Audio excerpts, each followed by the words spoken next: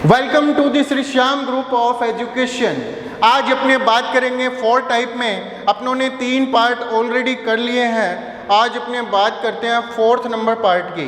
3 number part में बता देता हूँ। अपनों ने किया था intermolecular attraction basis on the nature of intermolecular attractions. उसमें अपनों ने 3 टाइप किए हैं। फर्स्ट ऑफ ऑल अपनों ने किया था मॉलिक्यूलर सॉलिड, उसके बाद में अपनों ने किया था आयनिक सॉलिड, और उसके बाद में किया था अपनों ने मेटेलिक सॉलिड। आगे क्या बात समझ में? 3 टाइप है। आज अपने 4 टाइप की बात कर रहे हैं, जो कोवेलेंट सॉलिड। अब ध्यान से देखिए इस नाम को। कोवेलेंट सॉलिड का मतलब एक बात तो यहाँ से सीधा सीधा पता लग रहा है, जितने भी यहाँ पे पार्टिकल्स होंगे, कॉन्स्टिट्यूएंट पार्टिकल होंगे, वो किससे held together by covalent bond. कहने का मतलब है वो आपस में किससे जुड़े होंगे? कोवेलेंट बॉन्ड से जुड़े होंगे। सबसे पहली बात है, इसमें कॉन्स्टिट्यूएंट पार्टिकल क्या होगा। जैसे मॉलिक्यूलर सॉलिड में कॉन्स्टिट्यूएंट पार्टिकल क्या था अपने पास? मॉलिक्यूलर सॉलिड में मॉलिक्यूल, और आयनिक में क्या था? आयन। मेटल में क्या था? Positive ion. यहाँ पे कौन होता है कॉन्स्टिट्यूएंट पार्टिकल? यहाँ पे होता है एटम। मैंने तुम्हें बताया था कॉन्स्टिट्यूएंट पार्टिकल होता क्या है। एक आप याद रखो तरीका, एम नाम याद रखो। एम नाम तो याद रह जाएगा, उद्देश्य होता है इसका मतलब क्या एम है। ए का मतलब यहाँ पे क्या हो जाएगा? एटम। और आई का मतलब क्या हो जाएगा? आयन। और एम का मतलब क्या हो जाएगा? मॉलिक्यूल। इसका मतलब इन तीनों में से कोई भी हो सकता है। जैसे मतलब अलग अलग टाइप में अलग अलग होता है कॉन्स्टिट्यूएंट पार्टिकल। पार्टिकल कौन सा होगा? मतलब एटम होगा या आयन होगा। ठीक है। सबसे पहले अपने बात करते हैं कोवेलेंट सॉलिड की। तो यहाँ पे सबसे पहले बात करेंगे इसकी कैरेक्टर्स की, जो सारी डेफिनेशन वगैरह उसके अंदर ही आ जाएगी। सबसे पहला 1 नंबर देखो, in this solid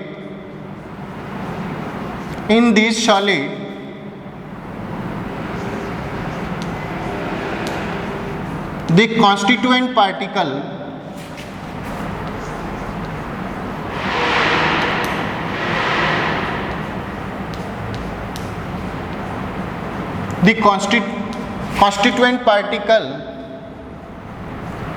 are atom।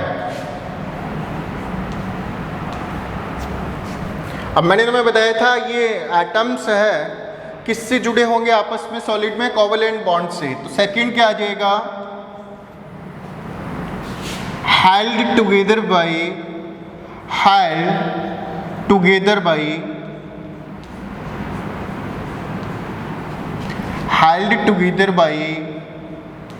Covalent bond.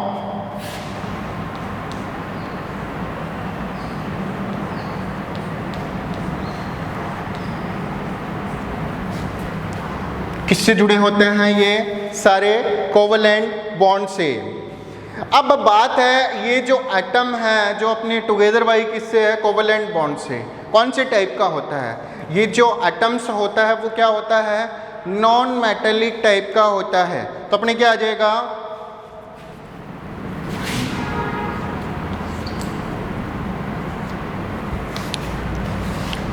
In this solid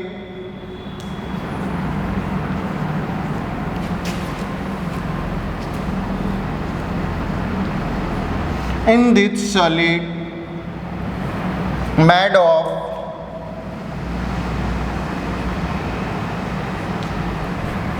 non-metallic atom।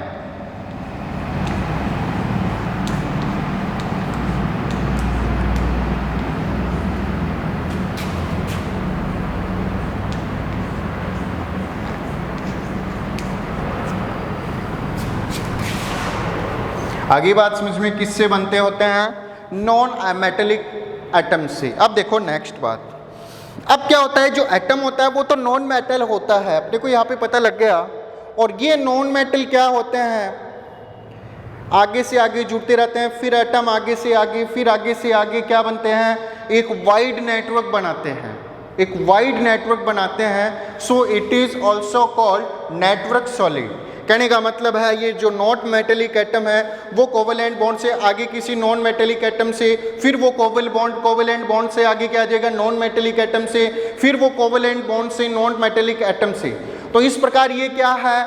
एक विशाल का एक विस्तृत, कहने का मतलब है एक वाइड नेटवर्क बनाता है। आगे क्या बात समझ में? ये नॉन मेटेलिक एटम किससे बनाता है? By the covalent bond. आगे इसलिए ये जो कोवेलेंट सॉलिड होता है अपने कहते हैं it is also called network solid. आगे क्या बात समझ में? और साथ में क्या एक विशालकाय टाइप में बनाता है, एक विस्तृत बनाता है, कहने का मतलब है इसलिए इसको बोलते हैं जाइंट मॉलिक्यूल। आगे क्या बात समझ में? तो इसके दो नाम और है बहुत महत्वपूर्ण। एक तो कोवेलेंट सॉलिड को अपने क्या बोलते हैं?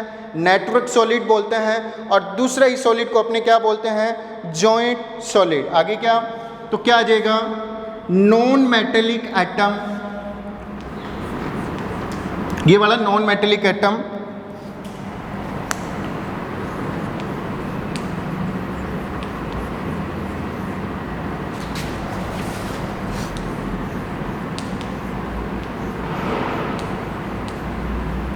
form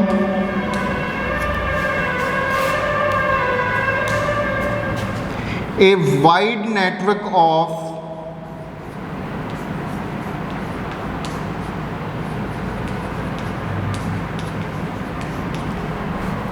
covalent bond.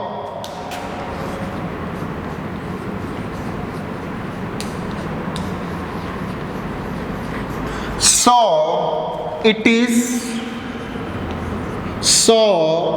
is also called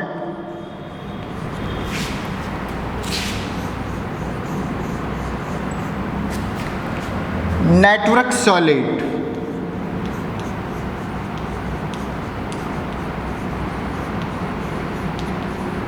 या इसको अपने क्या बोलते हैं? Giant molecule. एक नाम और है कोवेलेंट सॉलिड का, जाइंट मॉलिक्यूल।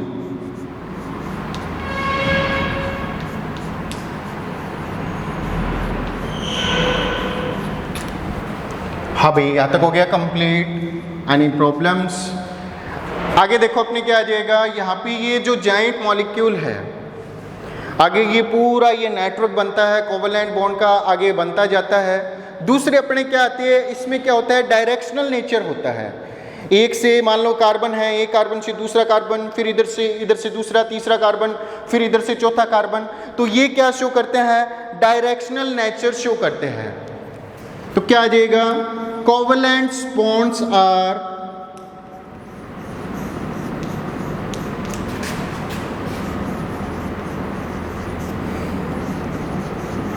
Directional nature.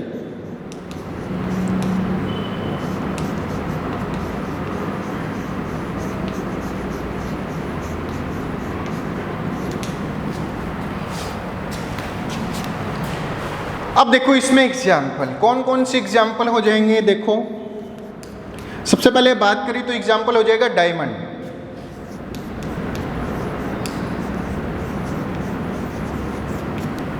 और कौन से एग्जाम्पल होते हैं? सिलिकॉन कार्बाइड,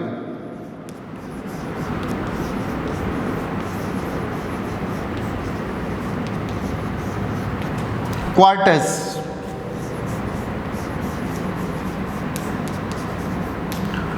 और अपने ये दो तो पढ़ चुके हैं, ये डायमंड, और अपने ने पढ़ चुके हैं एक और पढ़ा था ग्रेफाइट, ये 11th क्लास में पढ़े थे अपनों ने।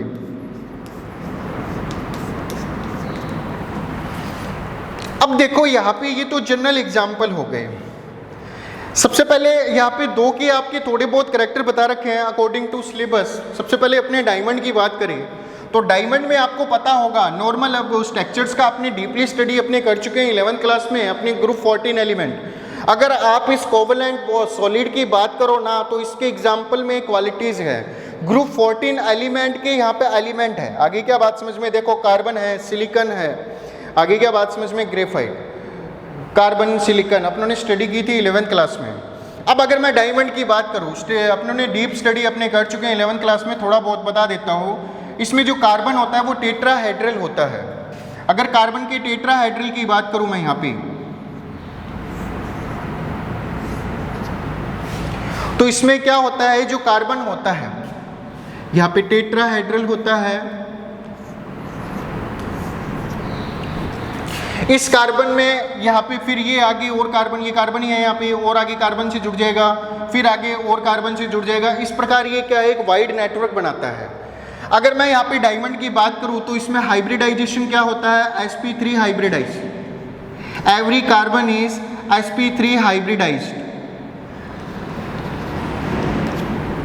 दूसरी क्या होती है, डायमंड क्या होता है, एक हार्डेस्ट सब्सटेंस होता है। मैं डायमंड की बात कर रहा हूँ। डायमंड क्या होता है, हार्डेस्ट सब्सटेंस होता है।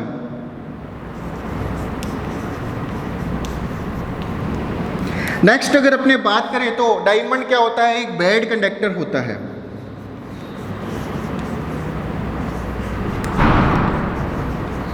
बिकॉज बैड कंडक्टर क्यों है, due to the no free electron, do not have free electron.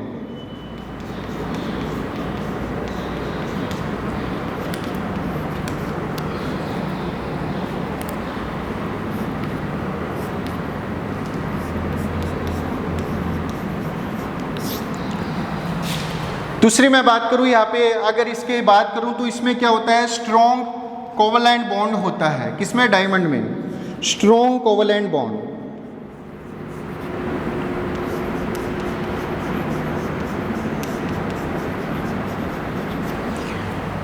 Actually क्या होते हैं, इसमें जो कार्बन कार्बन होता है उसके बीच में सिंगल बॉन्ड ही होता है। इधर से जुड़ेगा तो भी सिंगल बॉन्ड से, इधर से जुड़ेगा तो भी सिंगल बॉन्ड से। अब जितने मोर देन सिग्मा बॉन्ड होता है ना, वो मॉलिक्यूल, वो क्या है, सब्सटेंस क्या होता है, उतना ही मोर स्ट्रॉन्ग होता है। अब बात आती है, इसमें स्ट्रॉन्ग कोवलेंट बॉन्ड होता है, ये बैड कंडक्टर होता है, एक क्या है, हार्डेस्ट सब्सटेंस होता है। ये हो गया डायमंड के बारे में। थोड़ा बहुत अगर अपने ग्रेफाइट के बारे में बात करें तो ग्रेफाइट में अपने को पता है क्या होता है। ग्रेफाइट में क्या होता है, sp2 हाइब्रिडाइज्ड होता है एवरी कार्बन, और उसमें हेक्सागोनल लेयरिंग होती है, जिनके बीच में क्या होता है, एक मूवमेंट प्रोड्यूस होता है। अगर मैं बात करूं, ये लेयर दो हेक्सागोनल के बीच में एक क्या होता है, वीक बॉन्ड होता है, जिसके कारण ये मूव करते हैं। तो ग्रेफाइट क्या होते हैं, सॉफ्ट होते हैं कंपेयर देन डायमंड के। दूसरी बात करूं, इस कोवलेंट सॉलिड में ग्रेफाइट एक एक्सेप्शन का काम कर रहा है। कैसे कर रहा है, क्योंकि जो ग्रेफाइट होता है ना, वो क्या होता है, इट्स ए गुड कंडक्टर।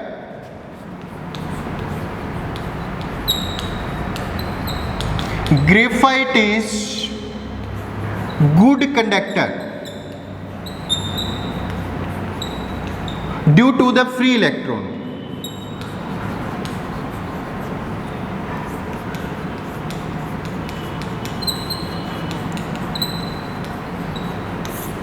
आगे बात समझ में, ये अपने कंप्लीट हो गया कोवलेंट सॉलिड। अब मैं थोड़ा सा रिपीट करा देता हूँ, ये थोड़ा इंपॉर्टेंट है नीट के एग्जाम के लिए।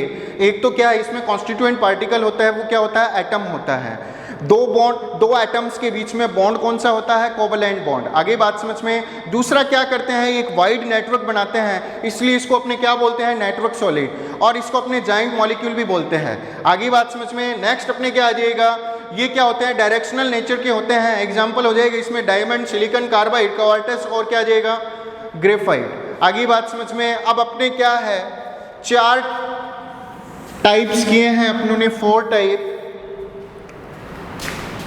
कौन कौन से टाइप कर लिए अपनों ने, 4। Basis on the nature of intermolecular force. कौन कौन से टाइप किए अपनों ने, 4। तो आपको याद नहीं हो रहे हैं इनके टाइप, तो एक तरीका बताता हूं, वो देखना। देखो, IMCM नेम याद हो जाएगा। आई का मतलब क्या हो जाएगा, अपनों ने कौन सा पढ़ा, आयोनिक सॉलिड। एम का मतलब क्या हो जाएगा, मॉलिक्यूलर सॉलिड। तो ये 4 टाइप है, आपको याद नहीं करने पड़ेंगे, ये ट्रिक बता रहा हूँ। सी का मतलब हो जाएगा यहाँ पे कोवलेंट, और एम का मतलब क्या हो जाएगा, मेटेलिक। बोलो अभी समझ में आ गया क्या, 4 टाइप हो जाएंगे। Any problems. अब अपने चलते हैं नेक्स्ट। 4 टाइप किए हैं अपनों ने, कौन से बेसिस पे किए,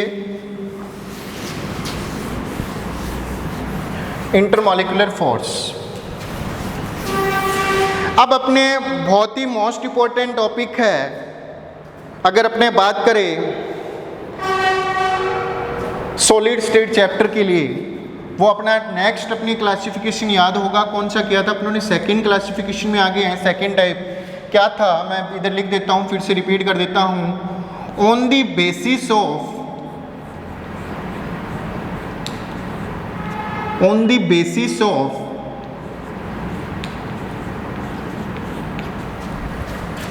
order of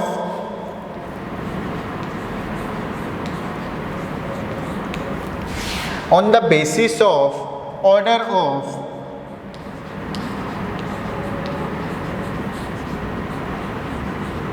arrangement of the particle.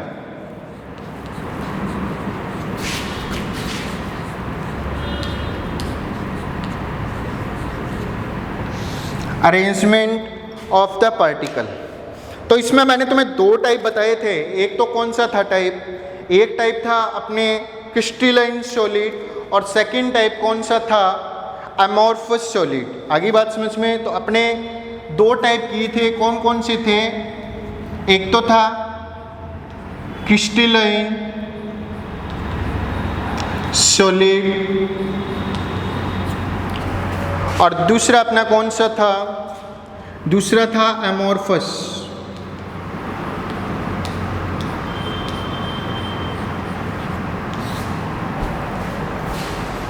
सबसे पहले इसको डिफरेंस ही समझेंगे, साथ में डिफरेंस करेंगे तो ये समझ में आएगा, ठीक है। तो ये दो टाइप करेंगे, दोनों एक साथ करेंगे, बहुत मोस्ट इंपॉर्टेंट है बोर्ड के एग्जाम के लिए, थोड़ा ध्यान से समझना। दो पार्ट बना लेता हूं मैं, एक में लिख देता हूं क्रिस्टलाइन,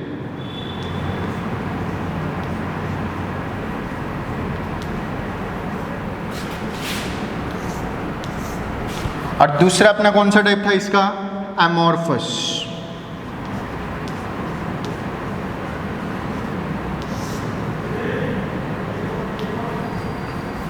सबसे पहले अगर अपने को क्रिस्टलाइन और अमॉर्फस को समझना हो तो यहाँ पे मैं एक डायग्राम शो कर रहा हूँ जिससे आपको सारी डिफरेंस समझने में आसानी होगी। सबसे पहले देखो, क्रिस्टलाइन में जो अरेंजमेंट ऑफ पार्टिकल होता है वो क्या होता है, रेगुलर 3D अरेंजमेंट होता है, और डेफिनिट शेप होता है इसका।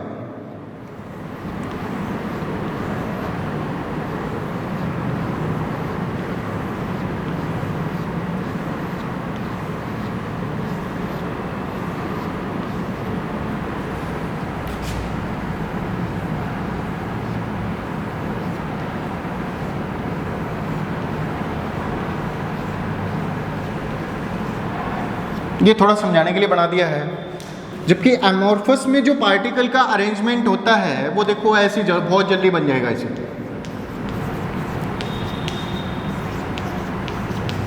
तो यहां डायग्राम से आपको कुछ कुछ समझ में आ गया होगा between the difference of crystalline और अमॉर्फस। आगे बात समझ में। सबसे पहला अपने डिफरेंस देखते हैं।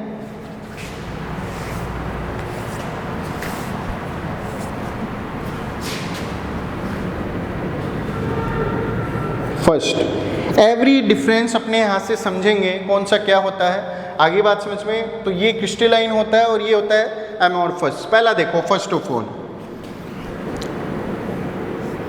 The particle.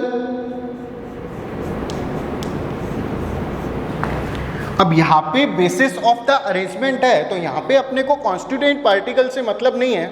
हाँ, वो एग्जाम्पल के अकॉर्डिंग अपने कर देंगे। यहाँ पे अरेंजमेंट से मतलब है, तो क्या आ जाएगा, the particle arranged, the particle arranged in regular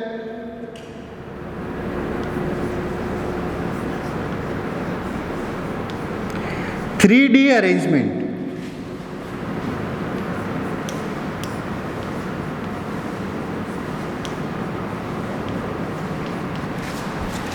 और इसमें क्या आ जाएगा, द पार्टिकल अरेंज्ड इन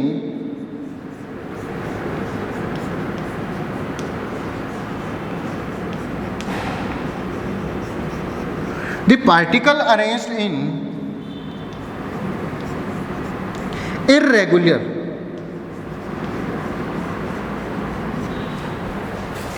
तो कहने का मतलब ये है, इसमें पार्टिकल अरेंजमेंट होता है वो इर्रेगुलर होता है, जबकि अपने क्या आ जाएगा, इसमें जो पार्टिकल अरेंजमेंट होता है वो रेगुलर होता है। अगर बात करें 3D की तो इसका मतलब क्या हो गया, इसके जो पार्टिकल होते हैं वो 3 डायमेंशनल रिप्रेजेंट करते हैं। 3 डायमेंशनल को समझने के लिए मैं थोड़ा सा वैसे डायग्राम से समझा रहा हूँ तुम्हें। 3 डायमेंशनल कैसे, अगर मैं यहाँ पे पार्टिकल की बात करूँ तो एक पार्टिकल यहाँ पे है, एक सेकेंड पार्टिकल यहाँ पे है, एक पार्टिकल यहाँ पे है और एक पार्टिकल यहाँ पे। अगर मैं 3D अरेंजमेंट की बात करूँ तो यहाँ पे देखो, ऐसे देख रहे हो आपके दोनों पार्ट दिखाई दे रहे हो, इधर की तरफ ये पीछे वाला। अब इधर देखो, ये मैंने चौक ले रखा है इधर, क्या आपको जस्ट पीछे वाला दिखाई दे रहा है क्या? नहीं दे रहा। तो मैं इसको कैसे कर दूंगा, आपको याद होगा अपनों ने आइसोमेरिज्म किया था ऐसे, तो आपको जस्ट पीछे वाला दिखाई देगा।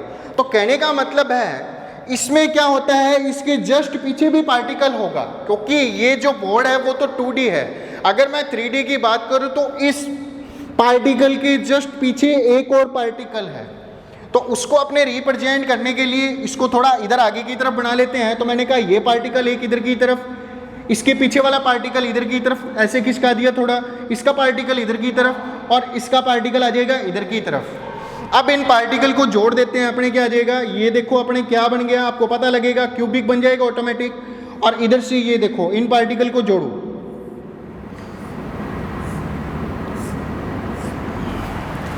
आगे क्या, तो इसमें कहने का पार्टिकल का जो अरेंजमेंट होता है वो 3D इस टाइप में होता है और रिप्रेजेंट ऐसे करते हैं अपने। ठीक है, और डिटेल से अपने बात करेंगे, इसमें जो डेफिनेशन वगैरह आएगी वो यूनिट सेल नेक्स्ट टॉपिक वही पढ़ेंगे अपने। ठीक है, इसमें क्या होता है, जो पार्टिकल अरेंजमेंट होता है वो इररेगुलर होता है। अगर रेगुलर ही नहीं होता तो आगे क्या, डेफिनेट नहीं होगा। आगे क्या बात समझ में, और अपने क्या है, जियोमेट्री शेप भी है वो भी क्या है, फिक्स नहीं होगा यहाँ पे। तो आने का मतलब है, फर्स्ट डिफरेंस आपको समझ में आ गया होगा, the particle arrangement in regular 3D arrangement, इसमें क्या आता है, the particle arrangement in irregular. अब अपने बात करते हैं नेक्स्ट,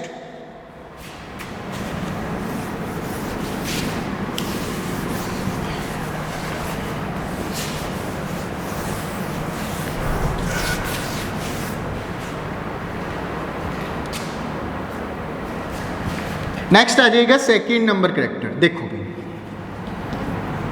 दे हैव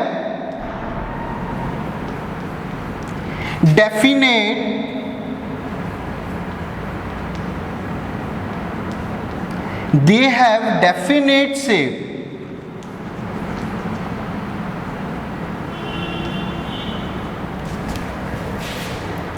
और इधर क्या आ जाएगा, they do not have definite shape.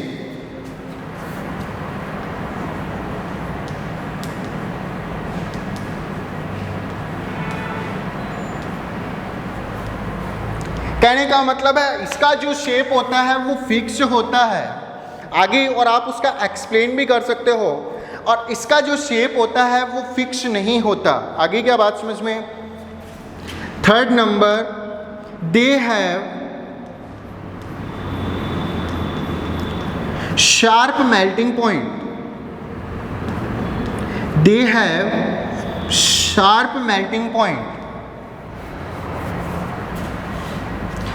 Sharp melting point का मतलब मैं तुम्हें बता देता हूं थोड़ा।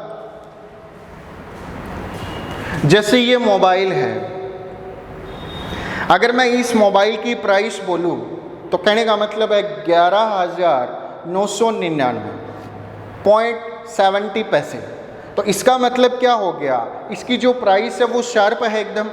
अगर मैं ये बोलूँ इसकी जो प्राइस है वो क्या है, 10 to 12,000, तो इसका मतलब इसकी जो वैल्यू है वो शार्प नहीं है। तो कहने का मतलब है ये क्या होते हैं, फिक्स, ये क्या होते हैं, शार्प मेल्टिंग पॉइंट शो करते हैं, जबकि ये क्या होते हैं, टेम्परेचर के अकॉर्डिंग इनकी रेंज चेंज होती है। कहने का मतलब मान लो किसी सॉलिड का 150 डिग्री सेंटीग्रेड क्या है, मेल्टिंग पॉइंट है, तो इसका तो मेल्टिंग पॉइंट क्या आएगा, मान लो 150 डिग्री। इसका क्या होगा, 150 डिग्री पे स्टार्ट होगा, फिर वो धीरे धीरे धीरे धीरे मेल्ट होगा, फिर वो धीरे धीरे होगा, टेम्परेचर के अकॉर्डिंग उसकी रेंज चेंज होगी। तो इस बेसिस पे अपने कह सकते हैं ये क्या होता है, शार्प मेल्टिंग पॉइंट वाला होता है, और ये क्या होते हैं, दे मेल्ट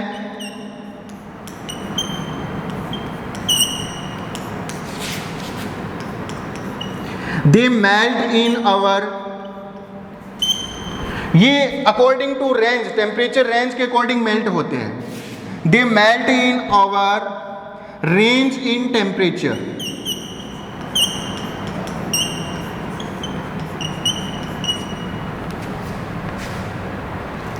तो क्या आ जाएगा, they have sharp melting point, और दूसरा क्या आ जाएगा, they melt in our range in temperature. आगे बात समझ में। अब अपने बात करते हैं नेक्स्ट की।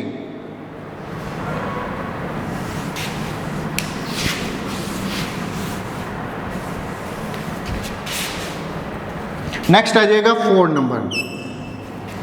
दे हैव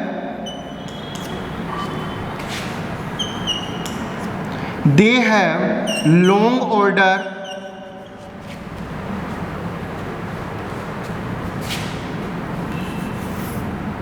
या लॉन्ग रेंज ऑर्डर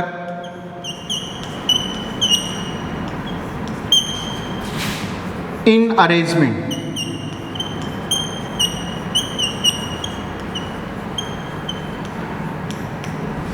और उसके नेक्स्ट की बात करूं तो वो क्या हो जाएगा, they have short range order.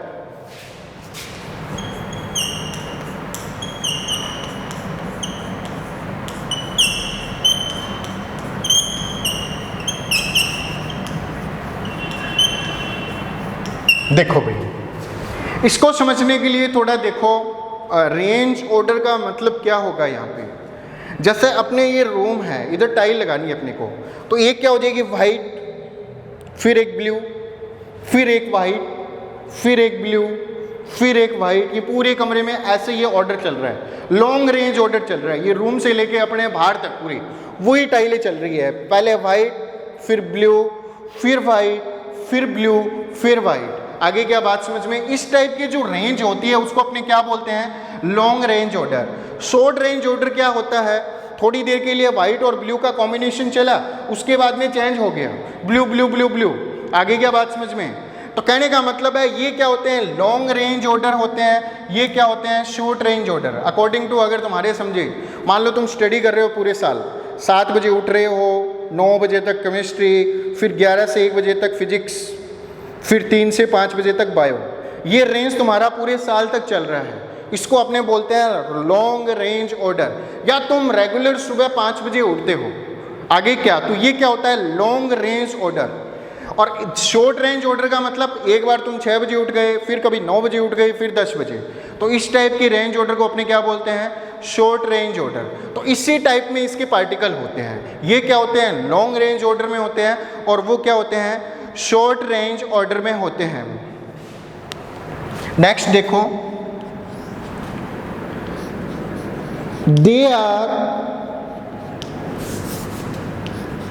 these are also known as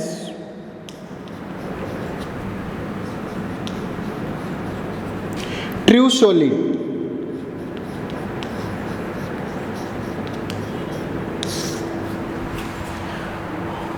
अभी बताऊंगा मैं, थोड़ा लिख देता हूं यहाँ पे। इसको अपने क्या बोलते हैं, these are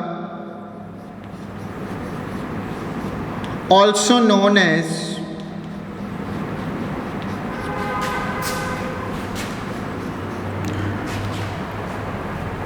pseudo solid।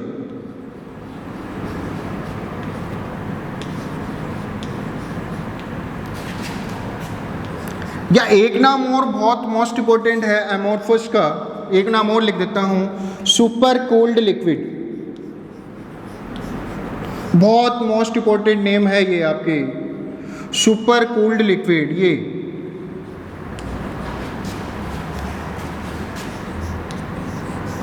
Super cooled liquid. देखो भाई, ट्रू सॉलिड का मतलब क्या हो गया। अगर इसके सॉलिड में देखें, वास्तव में इसके सॉलिड में जो प्रॉपर्टीज होनी चाहिए वो सारी इस सॉलिड में प्रेजेंट होती है। तो कहने का मतलब है ये सॉलिड है, एक प्रकार का सही सॉलिड है, ये धोखेबाज सॉलिड है, एमोर्फस। आगे क्या बात समझ में, ये झूठा है। आगे क्या बात समझ में, इसलिए अपने क्या बोलते हैं इसको, स्यूडो सॉलिड। इसको समझने के लिए आपका एक नाम और है, super cooled liquid. Super cold liquid, ये वर्ड आपके लिए बहुत ही मोस्ट इंपॉर्टेंट वर्ड है। अगर देखा जाए तो ये नीट एग्जाम के लिए बहुत महत्वपूर्ण वर्ड है, इंपॉर्टेंट वर्ड है। होता क्या है सुपर कोल्ड लिक्विड, मान लो ये क्या है, कांच का गिलास है। आगे क्या बात समझ में, ये जितना पुराना होता जाएगा ना तो देखना ऊपर से ये क्या है, पतला होता जाएगा, ये ऊपर वाला ये लेयर, और नीचे से ये मोटा होता जाएगा। क्यों होता है, क्योंकि क्या है, जैसे जैसे टाइम चलता है, कहने का मतलब 10 और 15 साल तक पुराना हो जाए तो उसमें अगर ये आपको करैक्टर दिखाई देगा तो ये देखा बहुत पतला मिलेगा ऊपर से, जितना पुराना होगा कांच का गिलास। क्यों होगा, क्योंकि इसके जो पार्टिकल है वो धीरे धीरे नीचे की तरफ क्या होते हैं, मूव करते हैं, नीचे फोर्स लगते हैं, मूव करेंगे तो ऊपर वाला पार्ट, सारे नहीं करेंगे, सारे करेंगे तो ये एकदम पतला हो जाएगा, हल्का सा पतला हो जाएगा। थोड़े बहुत पार्टिकल नीचे मूव करते हैं और मूव करके नीचे इकट्ठे हो जाते हैं। नीचे इकट्ठे हो जाएंगे ना तो ऊपर वाली जो कांच की गिलास वाली जो लेयर है ना वो तो हो जाएगी पतली, और नीचे से कांच का गिलास देखना मोटा। पुराना जितना पुराना होगा ना उतनी आपको ये प्रॉपर्टीज दिखाई देगी। घर पे देखना, अगर आपके घर में पुराना कांच का गिलास है तो उसमें आपको सुपर कोल्ड लिक्विड वाली प्रॉपर्टीज दिखाई देगी। आगे क्या, ऊपर से तो क्या होगा, पतला कांच का गिलास, नीचे से क्या हो जाएगा, मोटा, ऊपर वाले पार्टिकल नीचे आ जाएंगे। तो कहने का मतलब है अब पार्टिकल मूव कर रहे हैं तो आप कह दोगे सर सॉलिड में तो ऐसा नहीं होता, पार्टिकल मूव कैसे कर जाएंगे। आपने पहले लेक्चर में हमें बताया था दी solid particle can not move, तो यहाँ पे मूव हो रहे हैं। मूव तो किसकी प्रॉपर्टीज होती है, लिक्विड की होती है। तो इसका मतलब ये वाला जो एमोर्फस सॉलिड है ये किसकी तरह बिहेवियर कर रहा है, ये लिक्विड की तरह बिहेवियर कर रहा है, स्मॉल बिहेवियर कर रहा है, इसलिए अपने इसको क्या बोलते हैं, सुपर कोल्ड लिक्विड। कहने का मतलब है ये सॉलिड की तरह प्रॉपर्टी शो नहीं कर रहा। ये क्या सॉलिड है, ये झूठा सॉलिड है, ये धोखेबाज सॉलिड है, इसलिए इसको अपने क्या बोलते हैं, स्यूडो सॉलिड। ये सच्चा सॉलिड है, इसका शेप डिफिनेट है, इसका शार्प मेल्टिंग पॉइंट है। आगे क्या बात समझ में, ये लॉन्ग रेंज ऑर्डर वाला है, ये क्या हो जाएगा, सच्चा सॉलिड है, और ये क्या है, ट्रू सॉलिड है। आगे क्या बात समझ में। अब अपने बात करते हैं इसकी नेक्स्ट प्रॉपर्टीज की। अब अपने आ जाएगा नेक्स्ट 6 नंबर, दीज आर एनआइसोट्रोपिक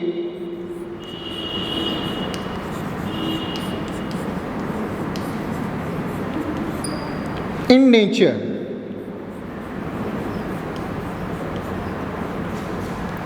और ये क्या हो जाएगा, these are isotropic in nature.